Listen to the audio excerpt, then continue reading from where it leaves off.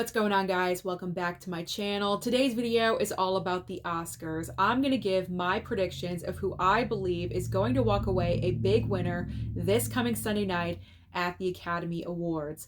Now, really quickly, I do want to let everyone know if you are interested in watching the awards show, and if you did not hear this information already, this is important. This year, the Oscars are starting at 7 p.m. Eastern Standard Time. In the past, pretty much every single year that I've been watching the show, it's always started at 8 p.m. Eastern Standard Time. But for some reason this year, they've moved it up to 7 p.m. So in case you did not hear that news, now you know. So that way you're not missing out on anything. So really quickly, I'm not an expert. Clearly, I'm not an expert, and I do not claim to be. This is all in fun. I've been predicting award season winners for decades, and I just really enjoy predicting the Oscars, so this is nothing but fun. And also, with my predictions, I always stick to the acting categories, the best director category, and best picture category. I do not cover the technical or the screenplay categories. Just to let you guys know that, in case you were here for that, I do not cover that, unfortunately. There's a ton of other predictors here on YouTube that do talk about those categories if you are interested, but I like to stick to acting, director, and best picture. So let's get started. So I'm going to review one final time who is nominated and then give you my prediction of who I think is going to win. Or who I want to win. I don't know, like whoever's going to win. There we go. All right, now pretty much every single category I believe is going to be a lock, except for one specific category that was on the thumbnail that you clicked on, and when we get to that category, we will dissect it. Okay, so starting with the Best Supporting Actress category, the nominees are, we have Emily Blunt for Oppenheimer, Danielle Brooks for The Color Purple, America Ferrera for Barbie, Jodie Foster for Nyad, and then, of course, Divine Joy Randolph for The Holdovers. I am 100% without a doubt going with Divine Joy Randolph for The Holdovers. You could make arguments for other people to win in this category, absolutely without a doubt, but Divine Joy Randolph has been winning everything, even critics' awards, the entire award season. I don't think any other actress that has been nominated in this category in the entire award season has taken it away from Divine Joy Randolph. I could be wrong, maybe one critic award here or there, but Divine Joy Randolph has been sweeping, at least with the major award shows, Golden Globe, Critics' Choice, BAFTA, SAG. Like she's taken everything. So because of that, it's an obvious 100% predictor that Divine Joy Randolph will win Best Supporting Actress. And I'm fine with this choice. I really, really am, because she was great in that film. And you know what? She's having a moment right now. You never know if she could ever achieve this kind of moment ever again. So for her to have it now and to possibly win would be thrilling and fantastic. So Divine Joy Randolph all the way. So now let's move on to the Best Supporting Actor category. We have Sterling K. Brown for American Fiction, Robert De Niro for Killers of the Flower Moon. You have Robert Downey Jr. for Oppenheimer, Ryan Gosling for Barbie, and then Mark Ruffalo for Poor Things.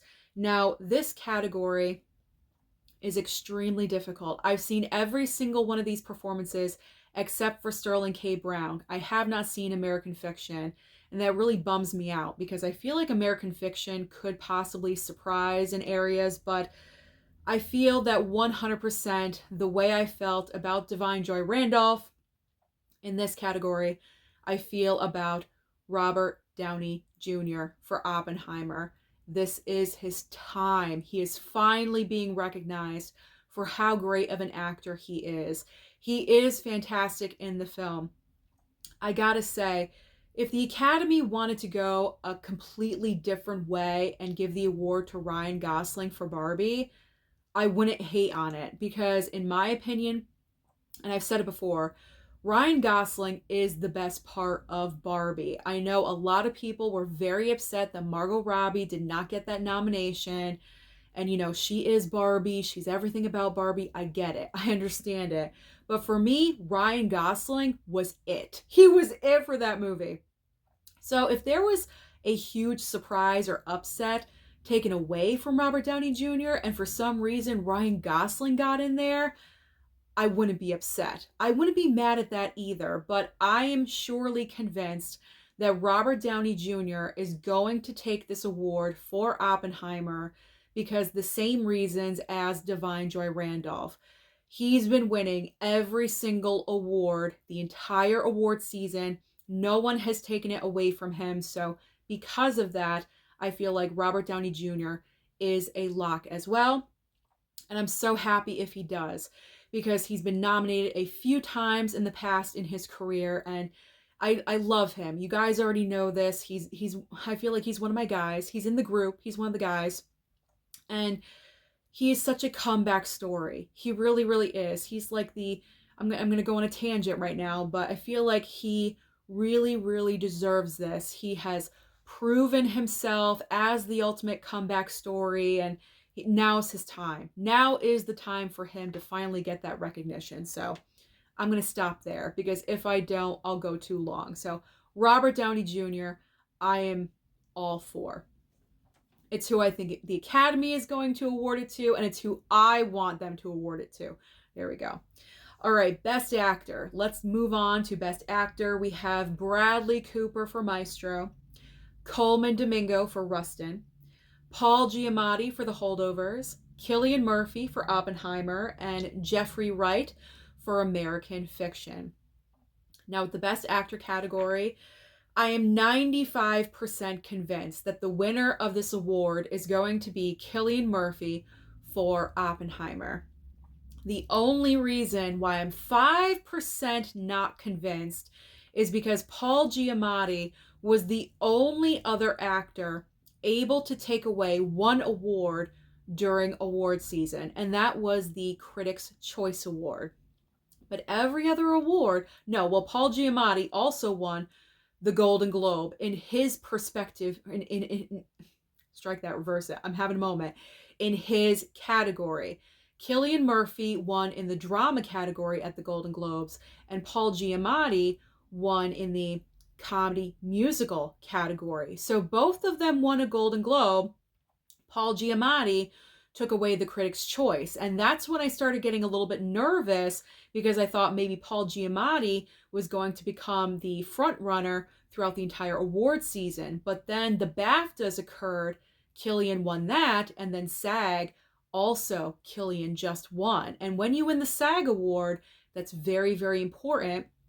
And we're going to talk about that, how important that is in the next category. But because he won the SAG award, that was extremely important. So, like I said, I'm 95% convinced that Cillian Murphy will take the award for Oppenheimer. And he absolutely deserves it.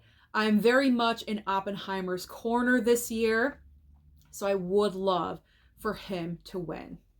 All right, now let's talk about the category, Best Actress.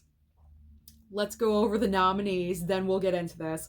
All right, Annette Bening for Nyad, Lily Gladstone for Killers of the Flower Moon, Sandra Hüller for Anatomy of a Fall, Carey Mulligan for Maestro, and then Emma Stone for Poor Things. So here is where we have to have a little bit of a discussion because the two frontrunners in this category are clearly Emma Stone and then Lily Gladstone. Now, the reason why, before the SAG Awards, I think we were all pretty much convinced that Emma Stone would take the Oscar. But now that we had the SAG Awards occur and Lily Gladstone won the SAG Award for Best Actress, she has now thrown a wrench into everything. And Lily Gladstone has now become a contender. Not that she was not a contender before, but before the SAG Awards, Emma Stone was winning everything. Well, Lily Gladstone did win for this. Well, see, here's the thing. Golden Globes always splits the categories. So Emma Stone won the Golden Globe for Poor Things in the drama or the comedy musical category, and then Lily Gladstone won the Golden Globe in the drama category. Then Emma Stone took the Critics' Choice, she took the BAFTA. We were pretty convinced that she was going to take the SAG award, but she did not. It went to Lily Gladstone. Now here's the thing. Who do I think is going to walk away the winner?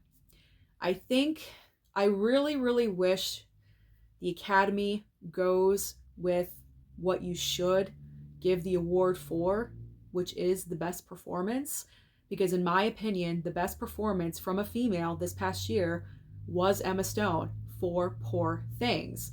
And the reason I say that is because sometimes when voters are voting, other factors come up into their minds. And if Lily Gladstone were to win, that would be a historic win. She would be the first Native American to win Best Actress. And Emma Stone already has one Oscar under her belt for La La Land. So because of that, voters may go in the direction of Lily Gladstone because her win would be historic, and also Emma's already got one. So let's spread the love to someone else. But let's keep in mind that it wasn't too long ago when Nomadland was in the running for everything. Frances McDormand won Best Actress, and we were not thinking that Frances McDormand was going to win again because she had just won for three billboards a couple of years prior. So it is possible to win within a couple of years of each other. I mean, I don't know how long it's been since La La Land. It's been like, what, 5 years or so?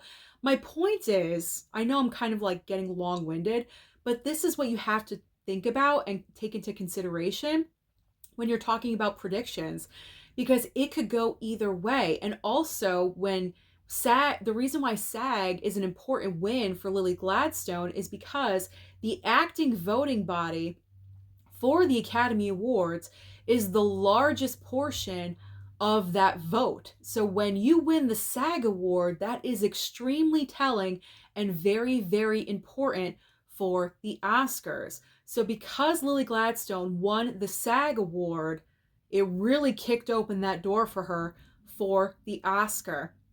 But I am saying the award should, and my vote is Emma Stone, because when comparing those two performances, Emma Stone's is better than Lily Gladstone's. I'm not saying Lily Gladstone's is not good. It is. It is great. I rewatched Killers just a week ago. It's a fantastic performance. But where Emma Stone goes in her performance in Poor Things, it's a different mindset as an actress. She's completely fearless. I've said this before. Poor Things was my favorite film from last year, mainly because of Emma Stone's performance. I feel like she shouldn't have won her first Academy Award for La La Land, because this should have been the movie she should have won her Oscar for, because her performance in La La Land pales in comparison to what she does in Poor Things. You got all that? I really hope you did. I know I rambled and I'm kind of just like, spouting off things that are reeling on in my head like a hamster on a wheel, but that's how I break everything down and how I get everything across. You guys have been watching my channel for a while now. You already know this, but yeah, that's what I think. Why I just did that.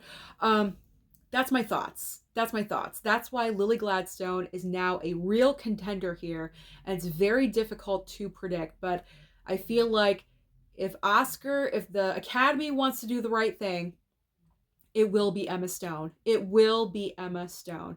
Although if it is Lily Gladstone, I'll be happy as well because I enjoyed her performance. But to me, the best performance of the year was Emma Stone. So she deserves to win.